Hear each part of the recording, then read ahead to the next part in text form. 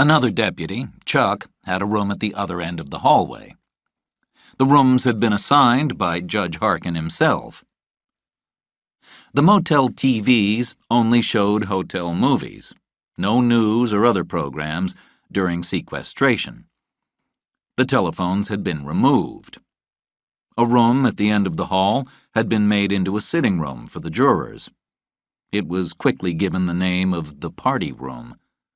No one could leave the wing without authorization. The following morning over breakfast, the complaints started. "I don't understand why we can't have telephones," Nicholas said. "Why can't we have a cold beer?" asked Jerry. "I have a cold beer every night when I'm at home, maybe two." The complaining increased until the jurors were ready to rebel. "We'd better get things sorted out now," said Nicholas seriously. "We're going to be here for 2 weeks, maybe 3. I say we talk to Judge Harkin." Judge Harkin was in his chambers with the lawyers when Gloria Lane entered. "We have another problem with the jury. They're at the motel, and they're not coming until they can talk to you." The judge gave a false smile. "Let's go and see them." Conrad took the first call at 8:02. She didn't want to talk to Fitch. She just wanted to leave a message that the jury were upset and not leaving the motel until the judge had seen them. At 8:09, she called again and gave Conrad the information that Easter would be wearing a dark shirt over a brown T-shirt and red socks. At 8:12, she called again and asked to speak to Fitch. "Good morning, Fitch," she said. "Good morning, Marley." "Do you know the St. Regis Hotel in New Orleans?" "No." "It's on Canal Street. There's an open-air bar on the roof. Meet me there at 7 tonight." "Fine." "And come alone. I'll watch you enter the hotel, and if you bring friends, the meeting's off. And if you attempt to trail me, I'll disappear." Judge Harkin, Cable, and Rohr were met at the front desk of the motel by Lou Dell, who was scared. She led them to the party room. After a few uncertain hellos, the judge said, "I'm a little disturbed by this." Nicholas Easter replied, "We're not in the mood to take any criticism." He'd written down a list of their complaints.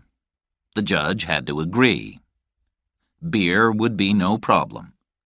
Newspapers would be allowed after they'd been checked. Phone calls were possible. Television was allowed, if they promised not to watch the local news. The judge asked for a no-strike guarantee in the future, but Easter wouldn't promise anything. On the news of a second strike, Pinex shares moved down 2 points, but later recovered. The St. Regis Hotel was watched by Fitch's people from the afternoon, but there was no sign of the girl. Just before 7, Fitch went up in the elevator to the roof and sat down. Several of his people were there at different tables. At 7:30, she appeared from nowhere. She was very pretty, and Fitch guessed her age to be between 28 and 32. The waiter asked if she wanted something to drink. He'd been bribed to remove anything she touched with her fingers. Glasses, plates, anything. He wouldn't get the chance. "Are you hungry?" Fitch asked. "No, I'm in a hurry. If I stay, your goons can take more photos." "So why are we here?"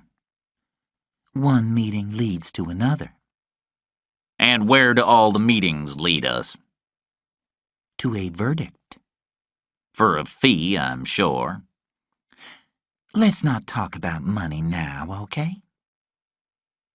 They talked briefly about some of the jurors. Fitch found out little about Marlee's real identity or her relationship with Nicholas Easter. As soon as Marlee had left, Fitch ordered his people to go after her. When she was nearly back home in Biloxi, Marley told the police that she was being followed. 2 of Fitch's goons were arrested. Later that evening, Nicholas slipped out of the motel and met Marley, who told him all about her trip to New Orleans. Wendell Rohr thought the court was tired of listening to scientists talk about lung cancer and smoking. So, on Thursday morning, he called Lawrence Krigler as his next witness. Lawrence Krigler had worked for Pinex. He'd left in the middle of a lawsuit with the company. He'd sued Pinex and they'd sued him, which had been settled out of court. While he was there, he did research on the possibility of growing an experimental tobacco leaf which contained much less nicotine. But the company wasn't interested. Nicotine was addictive. More nicotine meant more smokers, which meant more sales and more profits. It was an important moment in the trial. Everyone was listening carefully. Over lunch, the jury were silent. Did they really hear right? Did tobacco companies keep nicotine levels high so people became addicted? In the afternoon, Cable tried to introduce a lot of details into Krigler's testimony to confuse the jury. But during coffee, Nicholas explained to them what Cable was doing. By the end of Thursday, the price of Pinex shares was down. Krigler was quickly flown out of Biloxi by Rohr's security people. Pinex had paid him $300,000 out of court just to get rid of him. They wanted him to agree never to testify in trials. He refused, and so his life would always be in danger. Chapter 6. The Stillwater Bay Development. Millie Dupree's husband, Hoppy, owned a struggling real estate agency in Biloxi. He worked hard with the little business that came his way. Somehow, he took care of his family, his wife, Millie, and their 5 kids. Just before 6 on Thursday, a well-dressed young businessman entered the office and asked for Mr. Dupree. His business card showed him to be Todd Ringwald of KLX Property Group from Las Vegas, Nevada. His company liked to work with smaller companies, he said, and Hoppy had been highly recommended. He showed Hoppy a map. MGM Grand is coming here, but no one knows it yet. They're going to build the biggest casino on the coast, probably the middle of next year. We want this. On the map, he pointed to a large area of land northwest of the proposed casino. Then he showed Hoppy an artist's drawing of the land labeled Stillwater Bay. There were office buildings, big homes, smaller homes, a dock, parks, a shopping mall, even a proposed high school. The whole thing will cost $30 million. These are just the first drawings. I'll show you more if you can come to our office in Las Vegas. Hoppy's knees shook, and he took a deep breath. What kind of help were you thinking about from us? First, we need someone to arrange the purchase of the land. Then we'll need a real estate firm to advertise and sell the whole development. How much will the land cost? Asked Hoppy. It's expensive, $5 million. But the sellers don't really want to sell, so we have to move in quickly. That's why we need a local agent. Ringwald watched as Hoppy calculated his normal 6% fee on the land sale. $300,000. Hoppy's heart beat faster. And with the whole Stillwater Bay development, he could be a millionaire in 5 years. Ringwald said, I'm assuming your fee is 8%. That's what we normally pay.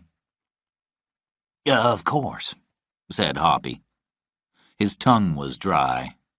From $300,000 to $400,000. Just like that. Who are the sellers? The property is in the 6th district, and the county supervisor is Jimmy Hull Moak. Hoppy interrupted. You know him? Everyone knows Jimmy Hull Moke. He's been in office for 30 years. Cleverest crook on the coast. On a local level, he controls everything. Perhaps we should arrange a meeting with Mr. Moke. Meetings don't work. What Moke wants is cash. Lots of it. In secret. He doesn't get caught? Asked Ringwald. He's pretty bright. Those of us who work along the coast know how he operates. I think the first step is for you to talk to Mr. Moke.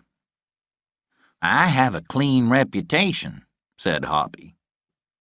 For 25 years, he'd worked honestly. He wasn't going to change. We don't expect you to get dirty. Ringwald paused. We have ways of delivering what Mr. Moke wants. You won't have to touch it. In fact, you won't even know when anything happens. Hoppy liked it. Still, he felt cautious. He said he'd like to think about it. They chatted some more and said goodbye at 8. After Ringwald had left, Hoppy telephoned KLX. He spoke to Mr. Ringwald's assistant, Madeline, who explained that Mr. Ringwald was out of the office. So KLX really did exist. At 7:40 Thursday night, Lonnie Shaver had a message that George Teaker had called. He rang back, and for the first 10 minutes answered nothing except questions about the trial. Lonnie confessed that it had been a bad day for the defense, as Lawrence Krigler had made a big impression on all the jurors. All except Lonnie, of course. Teaker said that the folks in New York were worried. They were relieved that Lonnie was on the jury and was reliable. He said that they needed to arrange the final details of Lonnie's new contract. He currently earned $40,000. Superhouse would give him $50,000, with some share options and an extra annual payment which might be $20,000. An hour later, Lonnie stood at his window and told himself that he'd soon be earning $70,000 a year. Not bad for a kid whose father drove a milk truck. On Thursday night, Hoppy Dupree slept little. The agreement with Jimmy Hull Moke worried him. He'd never before been involved with anything dishonest. He sat on his porch and thought. But just before dawn on Friday morning, he started to feel better. Surely, Moke would know how not to get caught. Hoppy wouldn't get near the cash. He decided that he'd have a chat with Moke and then report to Ringwald. On Friday morning, the Wall Street Journal printed an article about Krigler which said that he hadn't been a satisfactory employee and that there were mistakes in his research. The company denied that tobacco was addictive. The newspaper also said that Pinex shares had risen, then fallen. Judge Harkin read the story. He checked with Lou Dell that the jurors couldn't have seen it. In court, the defense tried to look relaxed for the day after Krigler. It was important that they didn't seem bothered. They wore light-colored suits and smiled at the jurors. "Why are they so happy?" whispered one of the jurors. "They want us to think everything is under control," whispered back Nicholas. Wendell Rohr called the next witness, Dr. Roger Bunch. He'd become famous 10 years earlier, when he'd worked for the government and had been fiercely critical of the tobacco industry. Since leaving office, he'd continued to criticize smoking. He wanted to share his views with the jury. Cigarettes cause lung cancer, and cigarettes are addictive. Tobacco companies spend billions deceiving the public. They spend money on studies which claim that smoking is harmless. Bunch's study showed that cigarettes contain poisonous chemicals and trash swept off the floor. He had the jury's attention. Hoppy arranged to meet Jimmy Hull Moak at his office. He'd provided sandwiches and iced tea, but he was too nervous to eat anything himself. He showed Moak the drawing of the Stillwater Bay development and presented the project. "Who's doing this?" Moak asked. Hoppy had practiced his answer. He couldn't give a name, not at this point. Moak frowned. "There could be problems with zoning and planning, but as you know, the supervisors make the final decisions." My client is anxious to work with you. "You know I control everything in my district. If I want this approved, it will be. If I don't like it, it's dead." Hoppy nodded.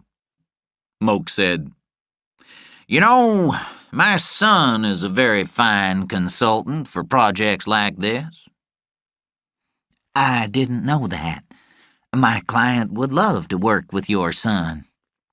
Ringwald wanted Hoppy to find out what Moak wanted. How much might he charge for his services? $100,000. Hoppy didn't show any emotion. KLX had said the deal might cost up to $200,000. "A penny less than that, and I'll kill the deal with one phone call."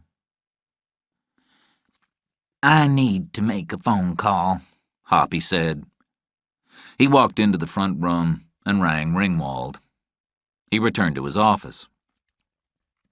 It's okay, he said slowly. My client will pay. It felt good to arrange this deal. KLX on one side, Moak on the other, and Hoppy in the middle, with no involvement. On Friday afternoon, Fitch didn't attend the trial. Instead, he continued to study the jury file from the Cimino case, which he'd received 3 days earlier. 300 possible jurors had received a summons. One of them was a young man called David Lancaster. There was nothing strange in his file, except a note saying that when he appeared on the first day, there was no record of his summons being issued.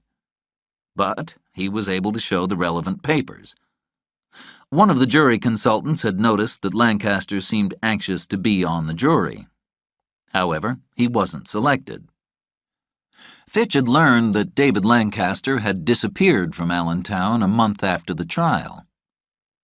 By Wednesday night, Fitch was almost certain that David Lancaster was Nicholas Easter. Carl Nussman, Fitch's chief jury consultant, had looked through the papers of another tobacco trial in Oklahoma. One of the possible jurors there was a young white male called Perry Hirsch. He was almost selected for the jury, but missed it at the last moment. Soon afterward, he left town. Again, no one knew anything about him.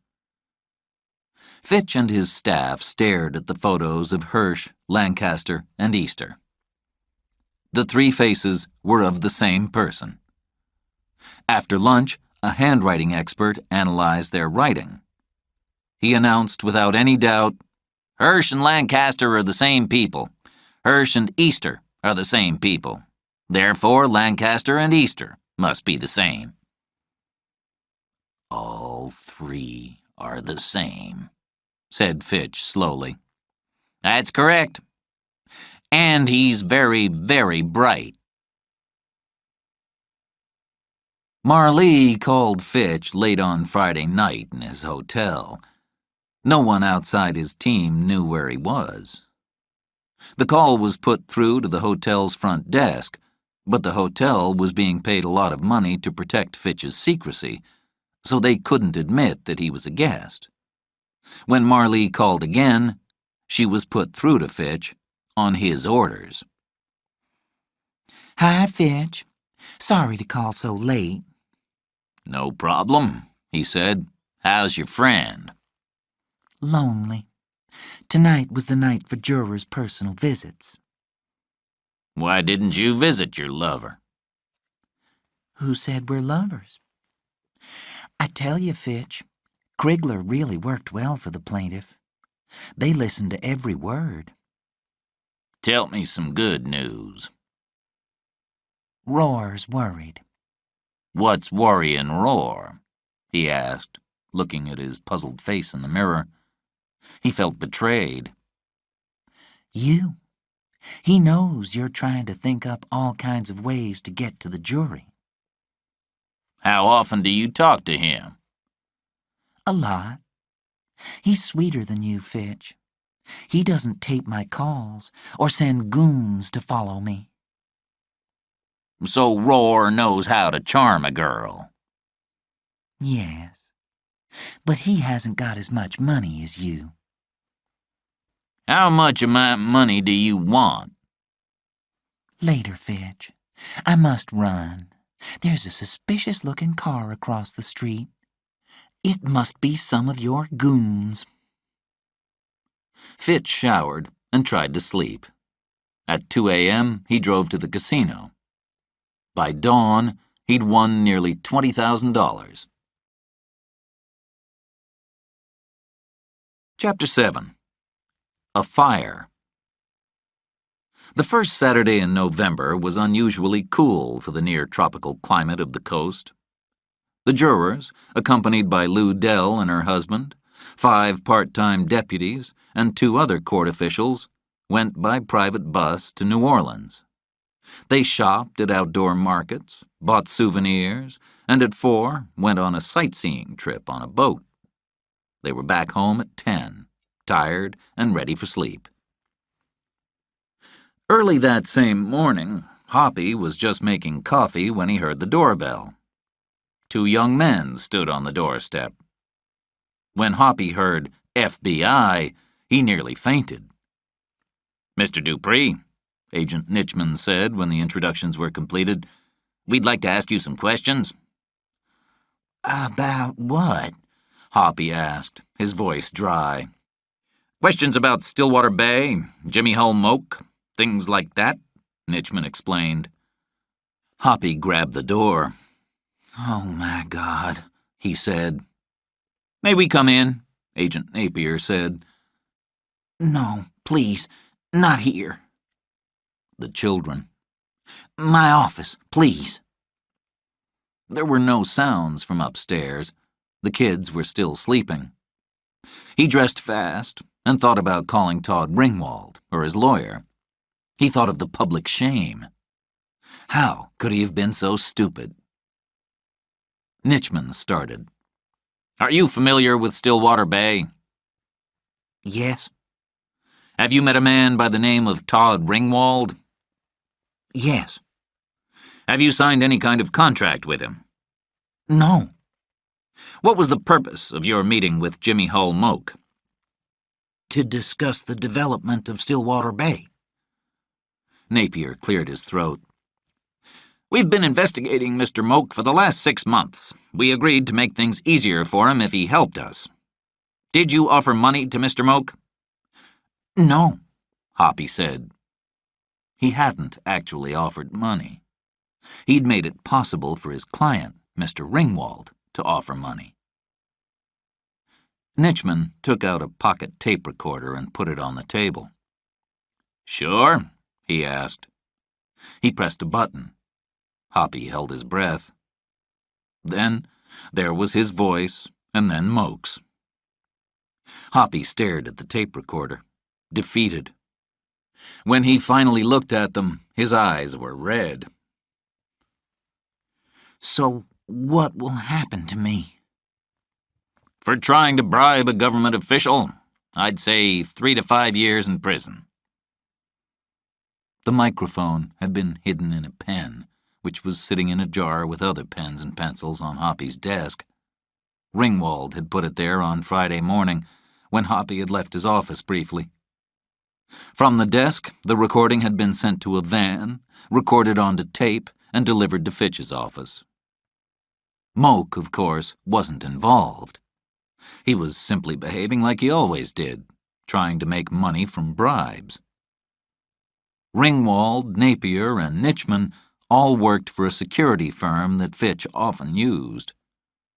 The Hoppy scam would cost the fund $80,000, a tiny amount for them. Hoppy mentioned legal representation, but it was important that Hoppy didn't talk to a lawyer who'd want names and addresses. "We know you're not a crook," Nitchman said softly. "You just made a mistake," added Napier. "Let's keep this quiet for 24 hours. We need time to think about your situation. There may be a way out for you, Mr. Dupree. We'll meet here tomorrow at 9 o'clock in the morning." "It's a deal," said Hoppy. Since the Hoppy scam was going well, Fitch decided to act. Early Sunday morning, Pang and Dubaz, another of Fitch's employees, dressed as workmen, broke into Nicholas's apartment. Dubaz went straight to the camera hidden above the refrigerator and removed it. Pang managed to remove the back of the computer and take out what he needed, while Dubaz searched for more computer disks. It didn't take long. "Let's go," said Pang. They threw the computer onto the sofa and covered it with pillows and clothing. Then they poured lighter fuel on top, walked to the door, and Dubaz threw a match onto the heap. When the flames were near the ceiling, they left quickly, locking the door behind them. Downstairs, they pulled a fire alarm. Then they began banging on the front doors of the other apartments. There were screams as people came out into the hallways. "Make damn sure you don't kill anyone," Fitch had warned them. As the crowd went out into the parking lot, Pang and Dubaz separated. When the firemen arrived, they disappeared. No one died, and no one was injured. 4 apartments were destroyed, 11 badly damaged. Easter's computer disks were almost impossible to read. They were so secure that Fitch's computer experts were defeated. However, they did manage to read one disk. On it, there were current news items about the tobacco industry, information about other legal cases, and a poem about rivers. It was impossible to decide whether Easter was sympathetic to smokers or just interested in the law. Finally, they found a 2-page letter to Easter's mother, a Mrs. Pamela Blanchard in Gardner, Texas. In it, he apologized for not writing sooner and said he'd found a job in a casino. Although he still thought about being a lawyer, he doubted he'd ever return to his law studies. He signed the letter, "Love, Jeff." Fitch immediately sent 2 people by private plane to Gardner. There was one other important piece of information: a list of people registered to vote in Harrison County. From A through K, there were 16,000 names and addresses. The list itself wasn't secret, but 2 things about it were odd.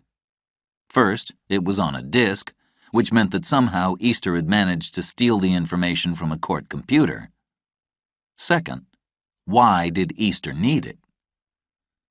Fitch knew that Easter was quite capable of altering the list to have his own name entered as a possible juror in the Wood versus Pinex case.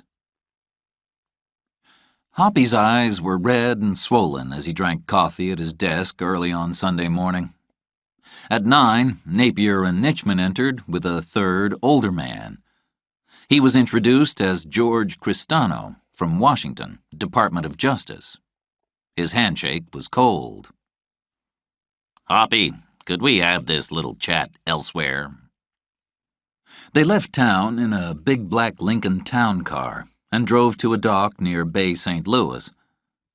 Hoppy followed Cristano onto a boat named Afternoon Delight. "Sit down, Hoppy," said Cristano. The boat rocked slightly. Cristano sat opposite Hoppy. "I'll be brief. We have a deal for you, which means that you can walk away. No arrest, no trial, and no prison. In fact, Hoppy, no one will ever know." "I'm listening," interrupted Hoppy. This deal has nothing to do with the law. It's political. There'll be no record of it in Washington. Are you worried about crime and drugs, Hoppy? Of course. Everything's political these days. We're constantly fighting with the government and with the president. Do you know what we need in Washington? We need more good Republicans who'll give us money and keep out of our way. The Democrats are always talking about budget cuts and the rights of criminals. We have to protect our friends, Hoppy. And you can help us. Cristano paused and looked up and down the dock. He leaned closer. Your wife can help. Millie? It's the trial, Hoppy. Guess who gives most money to Republican candidates? The tobacco companies. They give millions of dollars because they're annoyed by government rules. They believe people should be free to smoke if they want to. If they lose this trial, there'll be a flood of lawsuits. The companies will lose millions of dollars, and so we'll lose millions of dollars in Washington. Can you help us, Hoppy? Sure, I guess, but how? Talk to your wife and make her see that this case is dangerous. She needs to stand up against the liberals who might want a big verdict for the plaintiff. Can you do that? Of course I can. I'll see her tonight, in fact. They talked about the best way to persuade Millie. Hoppy asked what would happen if Millie voted with the tobacco company, but the rest of the jury disagreed. Cristano promised that if Millie voted correctly, everything would be all right. Hoppy almost danced along the dock as he returned to the car. He was a new man. Judge Harkin wouldn't allow the jurors to go to their different churches on Sunday. Instead, he arranged for a service to be held at the Siesta Motel. At 2, relatives started arriving with clean clothes for the jurors. As Easter had no close relatives in the area, Willis drove him to his apartment. The fire had been out for some hours. The narrow front garden and sidewalk were full of burnt items and wet clothing. Neighbors were cleaning up. Nicholas felt weak at the knees. He walked to the first group of people. "When did this happen?" he asked. "This morning, about 8, a woman answered. "Do you live here?" "Yes. Easter, in 312. "It's totally destroyed. That's probably where the fire started." The security guard led Nicholas up the steps to the second floor. There was nothing left of his apartment except the kitchen wall. No furniture. And, to his horror, no computer.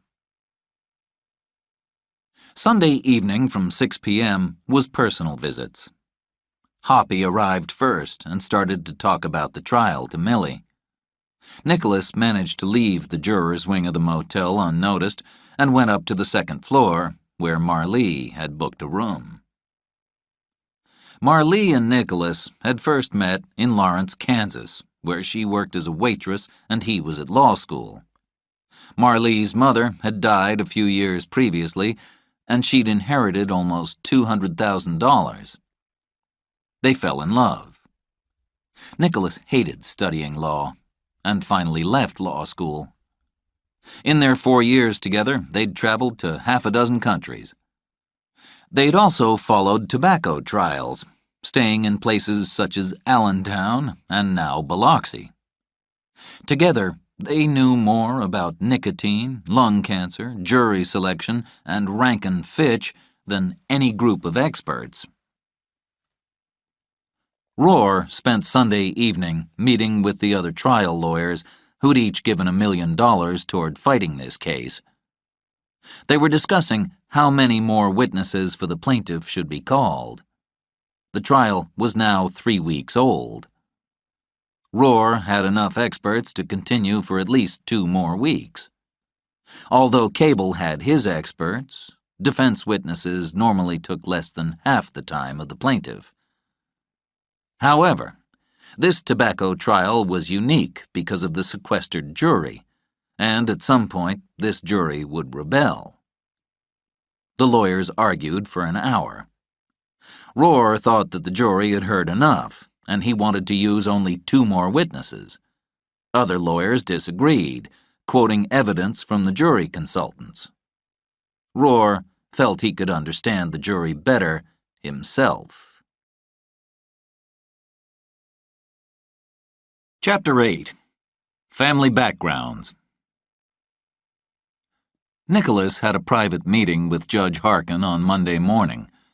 He assured him that he was fine, in spite of the fire.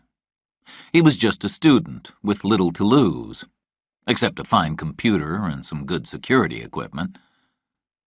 Since they were alone, Harkin asked him how the other jurors were. It would have been more appropriate if the lawyers had been present, but he could trust this kid. "Everything's fine," Nicholas said. "Is the case being discussed?" "No, when we're together we try not to talk about it." "Good. Let me know if there's a problem. And let's not talk about this meeting to anyone."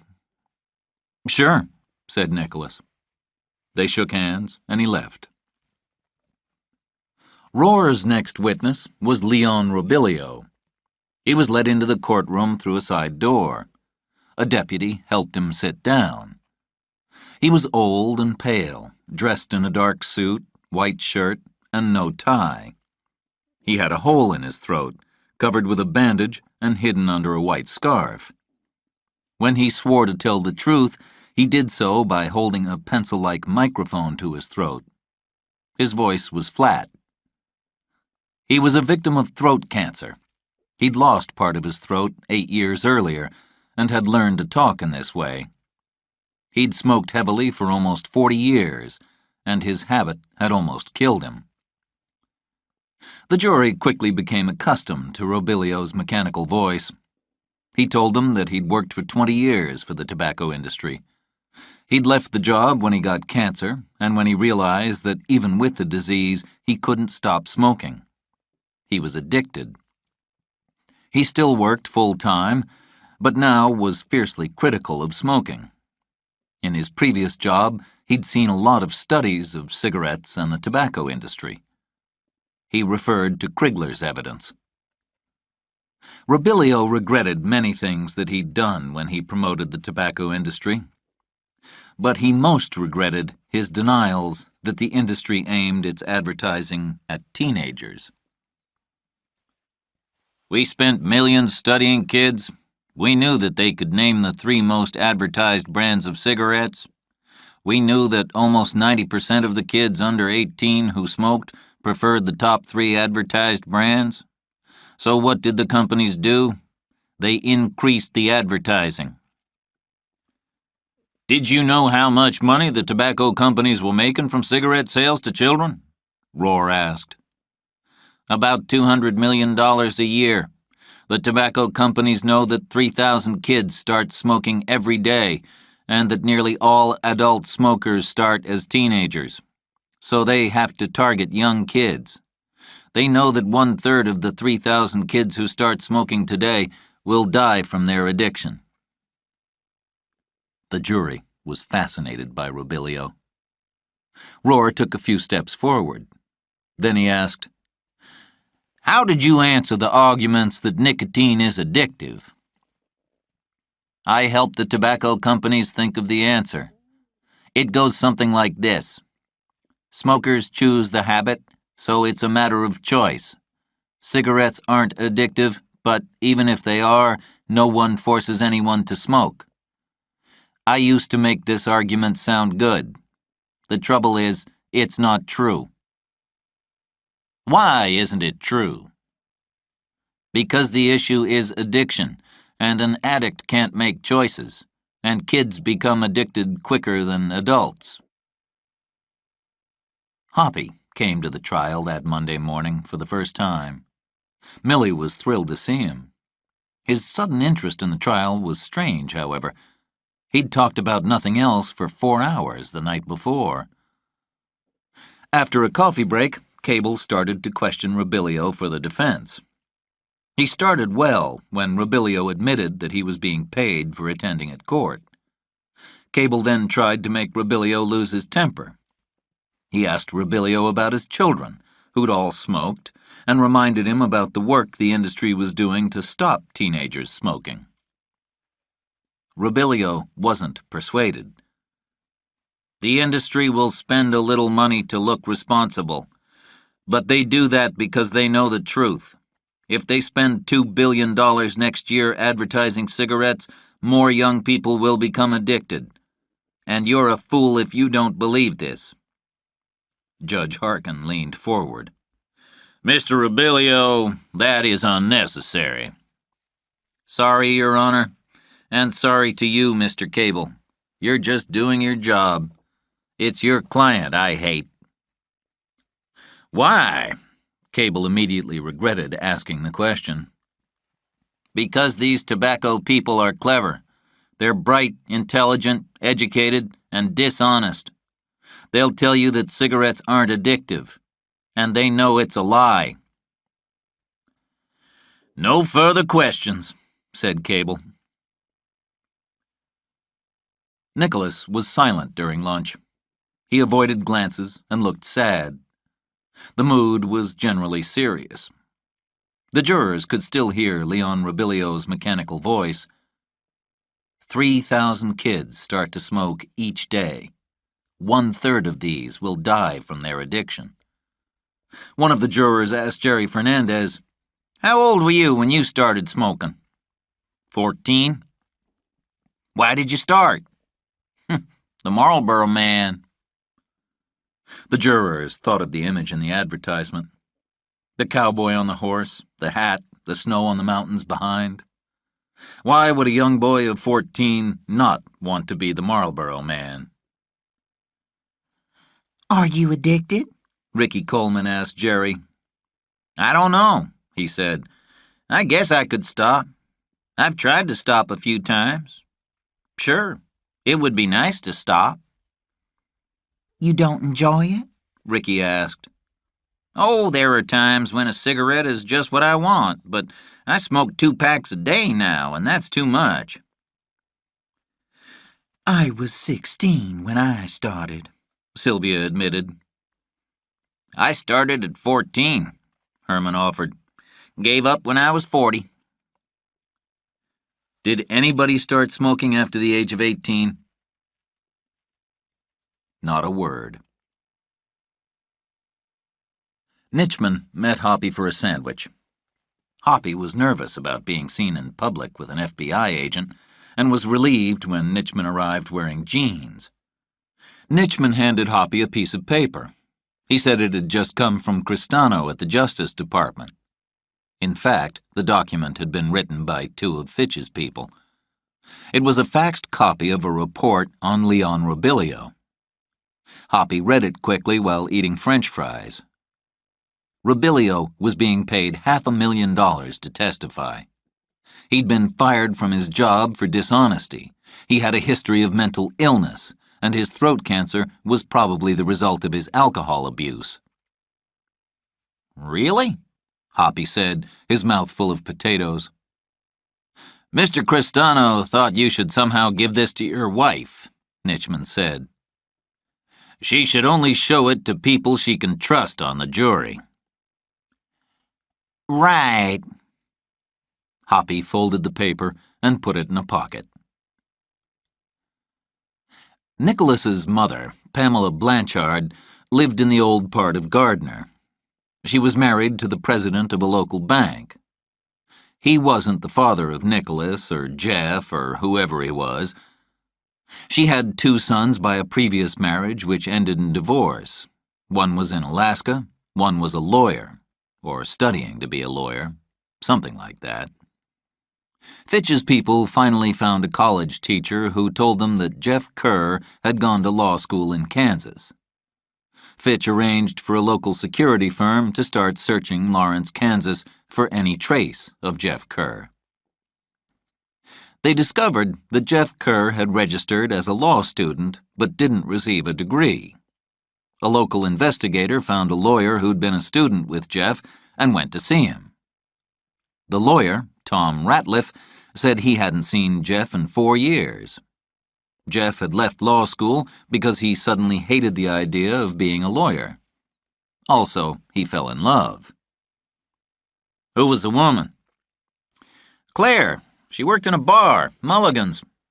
I heard that he and Claire left town, but I never heard from him again."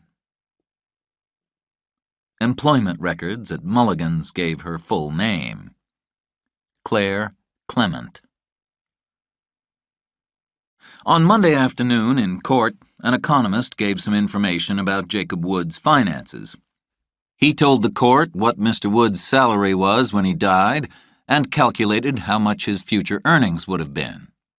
One of the defense lawyers tried to challenge the figures. But the lost salary was just the beginning. Roar would add pain and suffering, medical care, and the price of the funeral. An hour before the end of the day, Roar announced his last witness, Mrs. Celeste Wood. The jury hadn't realized that the plaintiff was almost finished. Several of them smiled. Tonight would be their 7th night in sequestration. According to Nicholas's theory, the defense would take no more than 3 days. They did the math. They could be home by the weekend. Celeste Wood was 55, thin, with short gray hair. She worked for a library and had brought up 3 children.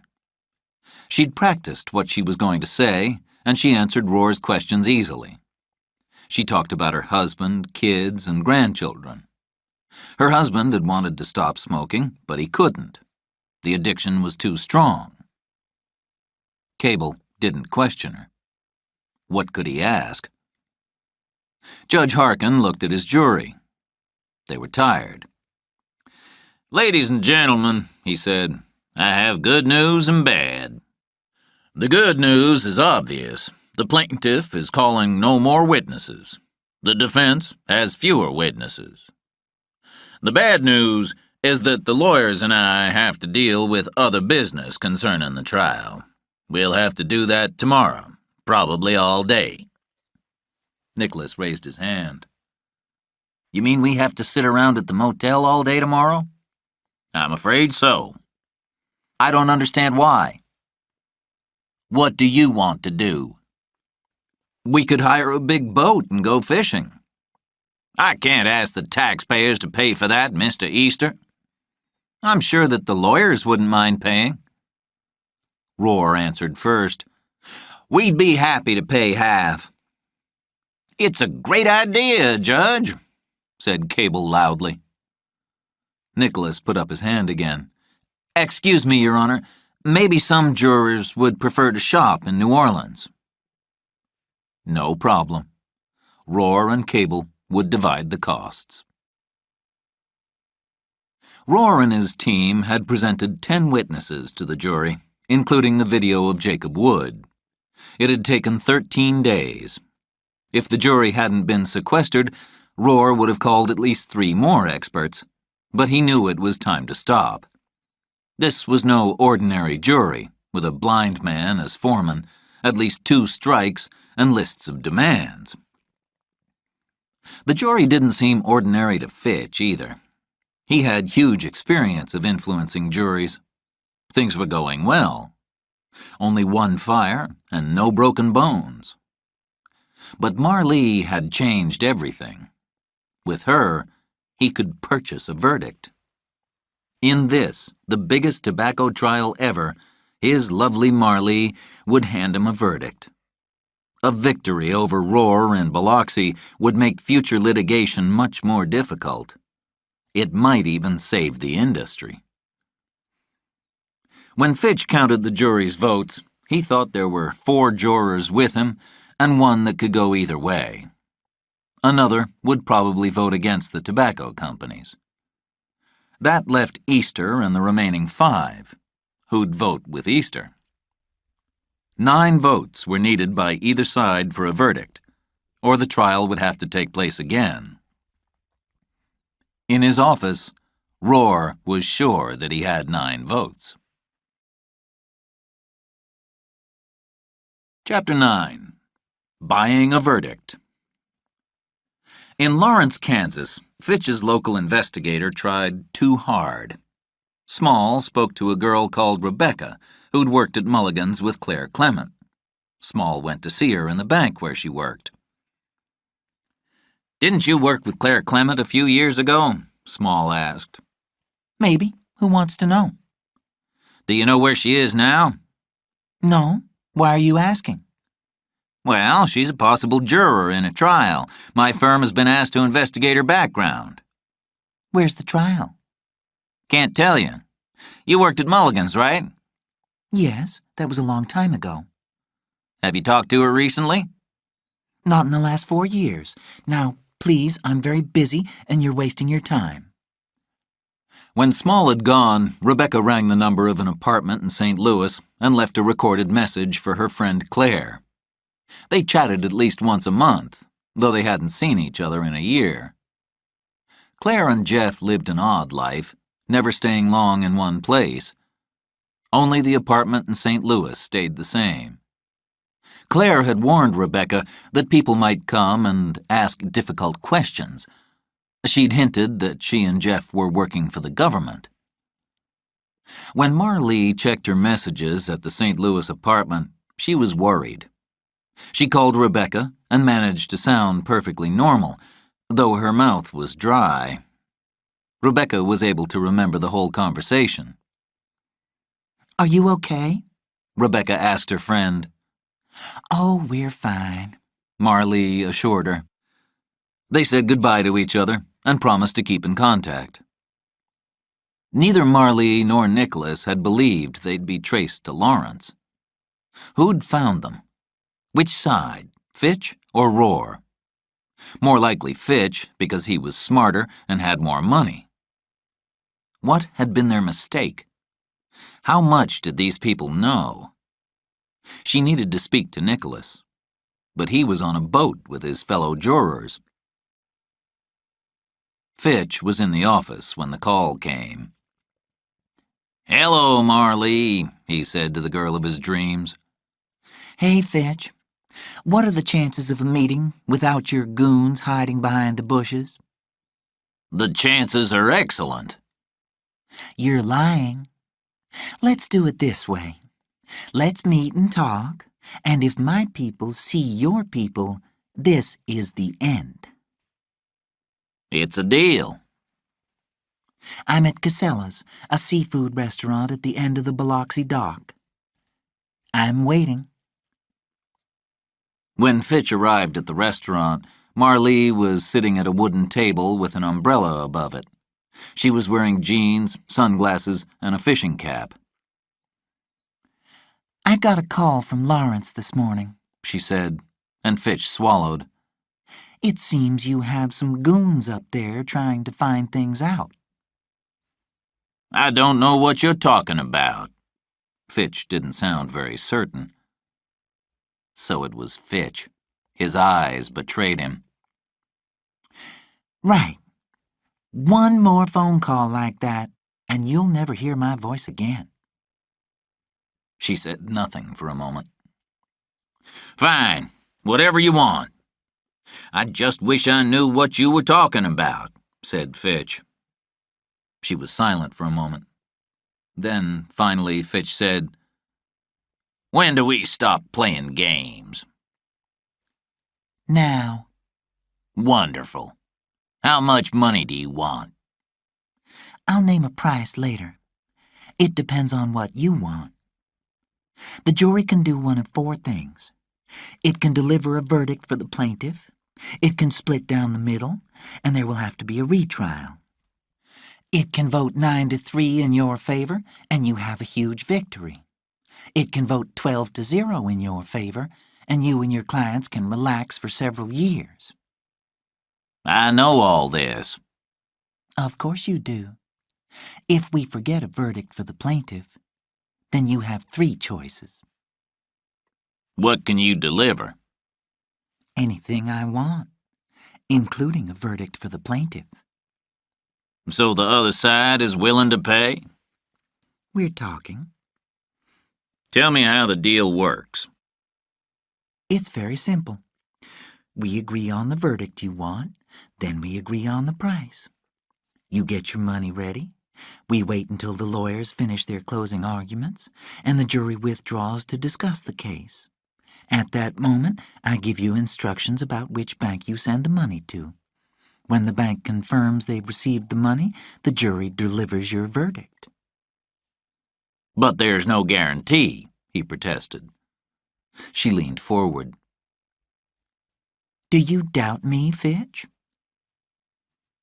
Fitch would pay. He'd decided a week earlier to pay whatever she wanted, and he knew that when the money left the fund, there were no guarantees. He didn't care. He trusted his Marlee. He'd love to ask her lots of questions, but he knew she wouldn't answer. He also knew she'd deliver his verdict.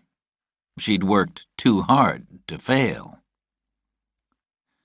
I'm not totally helpless in this, you know, he said, trying to look in control. Of course not, Fitch. I know you've laid traps for at least 4 of the jurors. Shall I name them? No, he didn't want her to name them. How did he know if she was telling the truth? It simply wasn't fair. I feel you doubt whether I'm in control. What if I get a juror removed from the jury? Say, Lonnie Shaver. Fitch tried not to react. No, he's harmless. I think we should keep Lonnie. But I can't agree a deal without details. Without any hesitation, she said, And I'm not agreeing to anything as long as you keep investigating my past. Are you hiding something? No, but I don't like getting phone calls from my friends. One more call, and I'll never speak to you again. Don't say that. I mean it, Fitch. Stop your people. If you don't, I'll talk to Roar. He might want to do a deal. A verdict for him means you have no job and your clients lose billions. You can't afford it, Fitch. She was right about that. I'm hungry, She said, I'll call you in a couple of days. I'm hungry too, he said. No, thanks. I'll eat alone. The boat traveled 80 kilometers from the coast, where half the jury started fishing. One of the jurors, Angel Weiss, got sick, but recovered with the help of some medicine, and actually caught the first big fish. Nicholas and Jerry had decided to chat to Lonnie Shaver. Nicholas was friendly with Jerry, who sometimes agreed to say what Nicholas wanted him to. It was a game to him. He had no idea what Nicholas was really doing. They made sure that Lonnie had a supply of cold beer, and after a few cans, he talked more easily. I wonder how many experts the defense will call, Nicholas said. They don't have to call any, Lonnie said, staring at the sea. You've had enough? Nicholas said. Damned ridiculous. A man smokes for 35 years, then wants millions for his family after he kills himself. Jerry and I thought that you would support the defense, Nicholas said. And what about you? Lonnie asked. Me? I'm still open-minded. Jerry's leaning toward the defense because he's addicted to nicotine. He thinks he can stop smoking if he really wants to, so Jacob Wood should have stopped long before he got cancer, right? That's about right, Jerry said. The boat returned soon after 5. Its arrival was reported to Fitch. He was in his office with one of his people, Swanson, replacing the goons that had annoyed Marlee with another firm who guaranteed not to get caught. Swanson was going to Kansas City to direct operations. Fitch couldn't lose Marlee, but he had to know who she was. There was something hidden in her past. Angel Weiss was in love with and planned to marry Derek Maples, a young man who was between jobs and between wives. He was in the process of divorcing his first wife. They had 2 young children, and his wife and her lawyer wanted $600 a month. The situation wasn't good. Angel was 2 months pregnant, though she'd told no one except Derek. Derek's brother Marvis had once been a deputy sheriff and was now a part-time minister.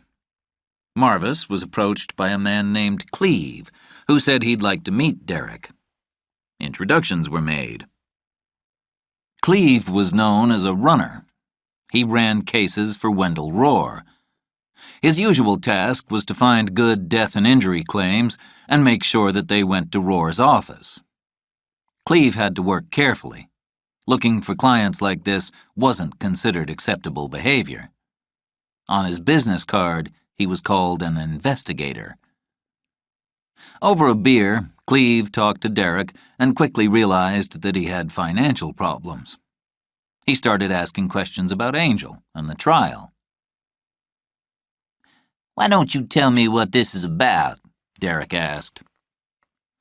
"My client is willing to purchase influence.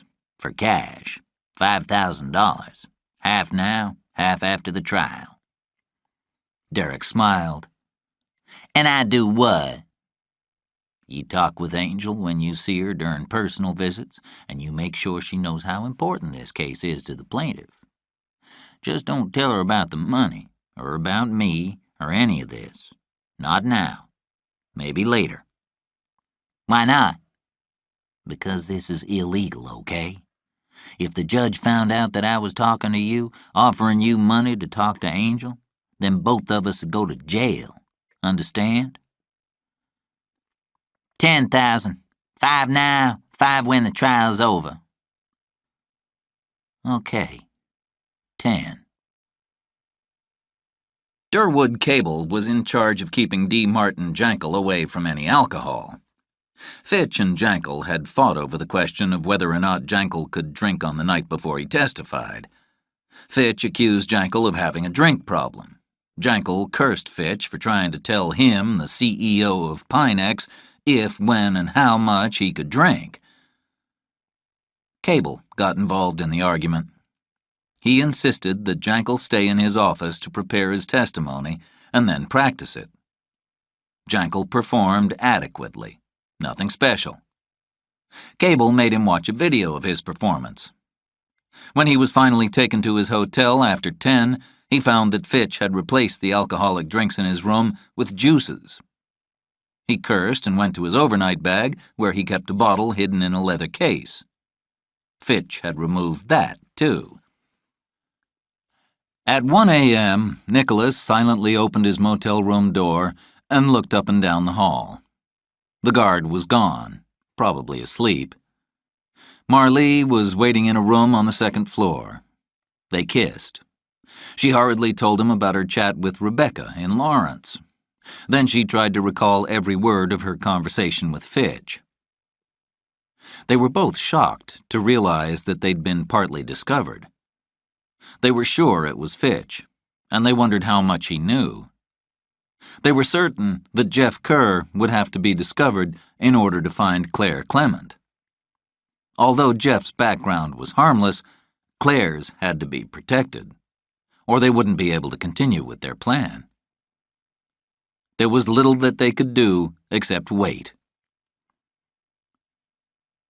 Derek entered Angel's room through the window. He couldn't wait until tomorrow night, he told her, because he loved her and missed her. She noticed he'd been drinking. They awoke at dawn, and Angel was nervous because she had a man in her room, and this was against the judge's orders. Derek wasn't worried. He'd been thinking, and he'd decided that Angel's vote was worth a lot more than $10,000. He'd suggest to Cleve that they paid him cash now, and then a percentage of the money granted to the plaintiff after the verdict. There would never be a chance like this for him again. Chapter 10. The case for the defense. On Wednesday morning, an analyst named Walter Barker wrote in an article in Mogul, a popular weekly financial magazine, that the jury would decide against Pinex and that the sum of money Pinex would have to pay out would be enormous. His opinions were listened to, and he was usually right. Wall Street was shocked. The share price dropped from 76 to 71.5. The jury arrived in court at 9. Harkin welcomed them, went through his normal questions, and then promised that there would be a speedy end to the trial. Jankel was called as a witness, and the defense began. Free from the effects of alcohol, Jankel was ready. He smiled and seemed to welcome the chance to defend his tobacco company. Sitting on the second row was Taunton, the black lawyer whom Lonnie had met in Charlotte. It didn't take long for their eyes to meet. Lonnie managed to nod and smile because it seemed like the polite thing to do. Taunton's message was clear. The defense was speaking, and it was important for Lonnie to understand that he should believe every word that was said by the witness. No problem with Lonnie. Jankel described the different brands of cigarettes his company made, showing the jury a colorful chart of the 8 brands, each with the nicotine levels labeled beside it. By offering this wide selection of brands, Pinex allowed each person to decide how much nicotine he or she wanted. Choose the number of cigarettes you smoke each day. Choose what to do to your body with cigarettes. The message was choice, choice, choice. Cigarettes were responsible products if used carefully. However, like many other products, alcohol, butter, sugar, and handguns, for example, they could become dangerous if they were abused. Fitch watched all of Jankel's testimony from a seat near the back.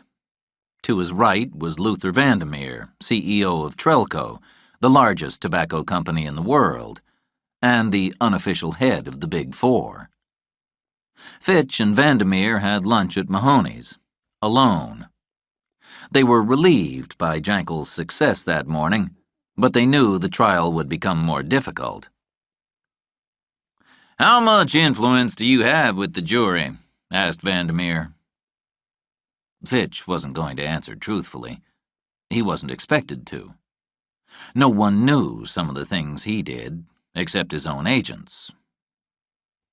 "The usual." "Maybe the usual is not enough." Vandermeer was scared, with good reason. The pressure was enormous. A large plaintiff's verdict would mean an immediate 20% loss in shareholder value, and that was just the beginning. There could be 1 million lung cancer lawsuits during the 5 years after such a verdict.